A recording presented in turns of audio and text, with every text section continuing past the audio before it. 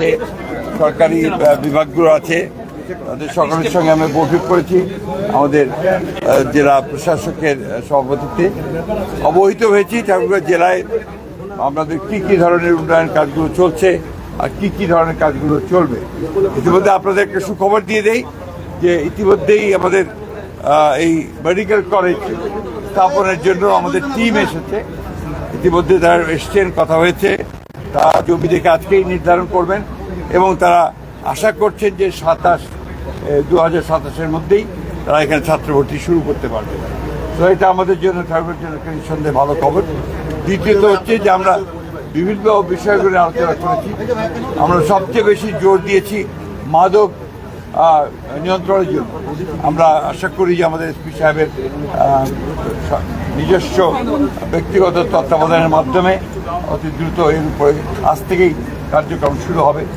তৃতীয়ত আমরা জোর দিয়েছি একটা যে হাসপাতাল আছে সেই হাসপাতালের সেবা উন্নত করবার জন্য আমরা গুরুত্ব আরোপ করেছি। আমাদের ঠাকুরগাঁও পৌরসভার উন্নয়নের জন্য আপনার কাজ হয়েছে, কথা বলেছি আজকে। কৃষির উন্নয়নের জন্য আমরা কথা বলেছি, কাজ করেছি। প্রজেক্ট আছে, সেই প্রজেক্টগুলোকে বাস্তবায়িত করার জন্য দ্রুত ব্যবস্থা নেওয়া হবে। একই সঙ্গে আমাদের যে খাদ্য নিরাপত্তা নিশ্চিত করার জন্য সেই ব্যবস্থাগুলো গ্রহণ করা হবে। এছাড়াও আপনার আপনার যে সমস্ত উন্নয়ন কর্মসূচি আছে সেগুলোর ব্যাপারে কথা বলেছি। যুবক যুবক আছে সেটা কথা বলেছি। আমাদের যে ফ্যামিলি কার্ড, যেটা আমাদের মাননীয় প্রধানমন্ত্রী সব সেই কর্মসূচিকে অবিলম্বে আমার মনে হয় যে এই মাসের মধ্যেই হয়তো এটাকে আপনার ইমপ্লিমেন্ট করা হবে। রহিমনপুরের একটি ইউনিয়নকে ওয়ার্ডকে নেওয়া হয়েছে প্রাথমিকভাবে, এটা কাজ শুরু হবে আপনার পাইলট প্রজেক্ট হিসেবে। এইভাবে আমরা কাজ করি। অন্যান্য অনেক বিষয়ে কথা হয়েছে, প্রায় প্রত্যেকটি বিষয়ে।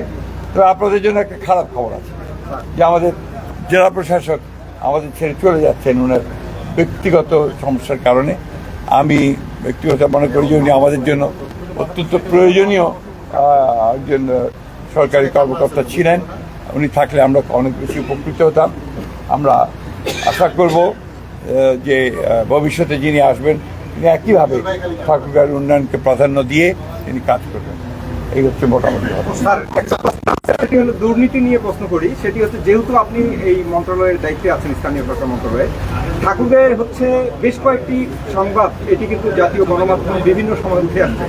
তেমনি ঠাকুরগাঁয়ের এই ডিসি অফিসে চাকরি করত শহীদুল ইসলাম নামে একজন কর্মচারী, অফিস সহায়ক, সে কোটিপতি। এখন সেই জায়গা থেকে সরকারের যেই তৎকালীন আমলে সে কিন্তু এই সরকারি জমি দখল করে মানে কি ক্রয় করে 3 গুণ দামে বিক্রি করছে। মামলা আছে 2টি, তাকে আবার বহাল আনার জন্য চেষ্টা চলছে। এই ধরনের লোকগুলোকে কিভাবে আমি ঠিক বলতে পারবো না।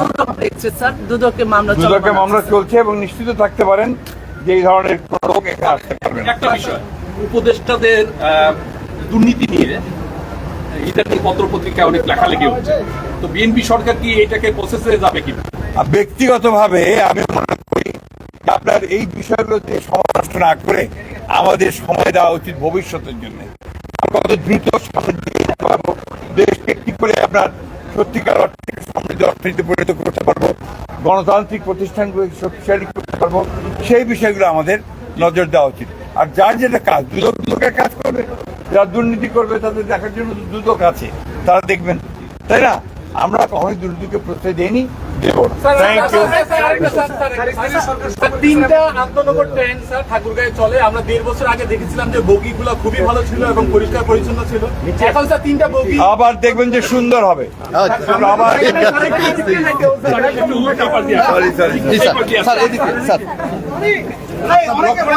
অনেকে ভয় পড়ছে।